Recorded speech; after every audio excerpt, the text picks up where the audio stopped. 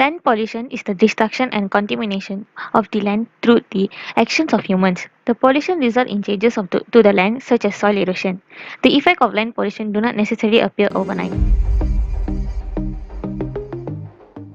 Many people think soil is soil.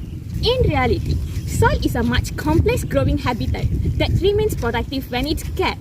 The structure of destruction of the soil, it is by extracting nutrients, then all the damaging the structure it will be does. Even because of it, the soil erosion has affected developing countries. Secondly, the causes of land pollution will be agriculture chemicals. Where the amount of foods needed nowadays, feeding the world in such a scale is only possible because agriculture now works in industrial way with giant machines such as tractors. We're doing the work that hundreds of people will have done it in the past. Even chemicals such as fertilizer and pesticides. The more pesticides users are more likely to poisonous, and it also remain in the land or accumulate there for years.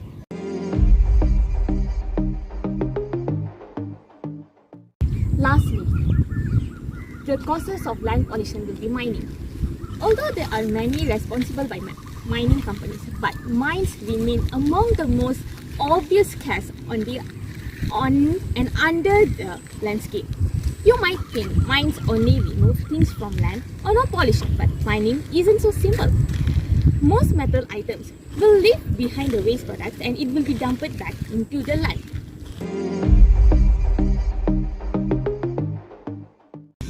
Here now, we're going to talk about ways of land pollution. The first one will be recycling. Recycling is the most that dramatically reduces the need for sending waste of landfills. We always need mines, but again recycling for all materials can reduce our need.